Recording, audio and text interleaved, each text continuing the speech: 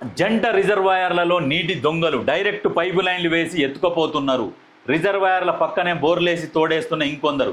ట్యాంకర్లలో నింపి సిటీలో అమ్మకాలు. 3 నెలల్లో రూపాయలు 7 కోట్లు కొల్లగొట్టిన ఒక వ్యాపారి.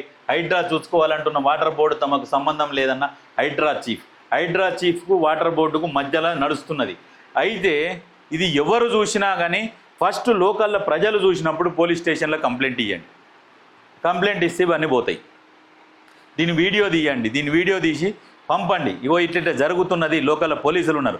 ఇప్పుడు ఆయన నువ్వు చూసుకోవాలి, ఈయన నువ్వు చూసుకోవాలి కాదు. ఫస్ట్ పోలీసు వాళ్ళకి కంప్లైంట్ ఇవ్వండి. పోలీసు వాళ్ళకి కంప్లైంట్ ఇస్తే ఫస్ట్ పోలీసు వాళ్ళు చర్యలు తీసుకుంటారు. ఎందుకంటే ఇప్పుడు మీకు అర్థమవుతున్నది కదా, నీటి దొంగలు రిజర్వాయర్ పక్కన బోర్లేసి కూడా నీళ్ళు ఎత్తుకపోతున్నారు. ఎందుకు ఇట్లా జరుగుతున్నది అనేది ఆలోచన చేయరి. ఒక్కసారి మైండ్ పెట్టి ఆలోచన చేయరి. రిజర్వాయర్ల దగ్గరికి వచ్చి ఎక్కడది హైదరాబాద్కు తాగునీటి అందిస్తున్న జంట జలాశయాలు ఉస్మాన్ సాగర్, హిమాయత్ సాగర్ రిజర్వాయర్ల వద్ద నీటి దొంగలు రెచ్చిపోతున్నారు. ఉస్మాన్ సాగర్, హిమాయత్ సాగర్ అవేంటంటే తాగునీటి జలాశయాలు. ఆ రెండింటి దగ్గర బోర్లేసి లేదంటే అందులో పైపులేసి నీళ్లు దొంగిలించకపోతున్నారు. దొంగిలించకపోతున్న తరుణంలో ఎందుకు దొంగిలించకపోతున్నారు, ఏం జరిగింది, నీళ్లు ఎక్కడ లేవు అంటే చెరువులు కబ్జాలకు గురైనాయి, గ్రౌండ్ వాటర్ లేక ఇక్కడ దొంగిలించుకొని పోతున్నారు. ఇది గమనించాలి ప్రజలందరూ, ఇది గమనించాలి. మంచిగా దీర్ఘంగా లోతుగా ఆలోచన చేయండి. వీళ్ళు ఇక్కడికి వచ్చి నీళ్లు దొంగిలించాల్సిన కర్మ ఏం పట్టింది అంటే మిగతా ఏరియాలలో ఉన్న చెరువులు మొత్తం కబ్జాకు గురయ్యి గ్రౌండ్ వాటర్ తగ్గిపోయి, గ్రౌండ్ వాటర్ లేక బోర్లు ఎండిపోయి ఎటువంటి పరిస్థితి ఏర్పడ్డది. కాబట్టి ఇగో ఈ నీటి దొంగతనాలు జరుగుతున్నాయి. అందుకనే ముఖ్యమంత్రి రేవంత్ రెడ్డి గారు చెరువులని వెలికి తీస్తున్నాడు. ఆయన సొంత లాభం కోసం కాదు, స్వలాభం కోసం కాదు. ఇగో ఇట్లనే ఇవి కూడా కనుమరుగైపోయినాయి అనుకో, ఏడికి పోతారు?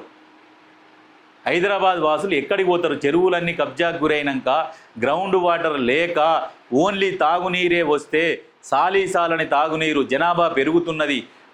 ఇటువంటి తరుణంలో ఎక్కడ పోతుంది నగరం అనే ఒక ఆలోచనతోని, ముందు చూపుతోని బయటికి తీస్తుంటే ఈ ప్రతిపక్షాలకు సిగ్గు లేకుండా బురద తల్లుతున్నాయి. ఇండ్లు కూలగొడుతున్నాయి. ఎవడు కట్టుకోమన్నాడు చెరువులని కబ్జా చేసి?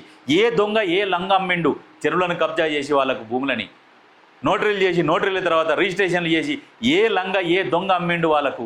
ప్రజలను ఏ లంగ మోసం చేసిండు, ఏ దొంగ మోసం చేసిండు? ఇటువంటి పనులు చేసి ఇవాళ ఇటువంటిగో నీళ్ళను కూడా దొంగతనం చేసే పరిస్థితి తీసుకొచ్చిరు. ఒకప్పుడు నీళ్లు విచ్చలవిడిగా ప్రకృతి నుంచి వచ్చే నీళ్లు, ఏడ బోరేసిన నీళ్లు, ఏడ తోడిన నీళ్లు ఉంటుండే. ఇవాళ నీళ్ళను కూడా దొంగతనం చేసే పరిస్థితి క్రియేట్ అయింది.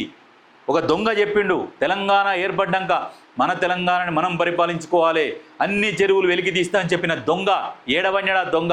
తన కడుపు నిండితే దరిద్రం భాష అన్నట్టు పోయి ఫామదుల పడిన దొంగ సిగ్గు లేకుండా మళ్ళీ వాళ్ళ కొడుకులను దొంగలను పంపి మాట్లాడిస్తున్నాడు. సిగ్గుండాలి. జల దోపిడీ జరుగుతున్నది. ఎందుకు జరుగుతున్నది? సరిగ్గా పరిపాలన లేక ఇటువంటి దోపిడీలు జరుగుతాయి. ఇది ఒకటే కాదు, భవిష్యత్తులో చాలా జరుగుతాయి.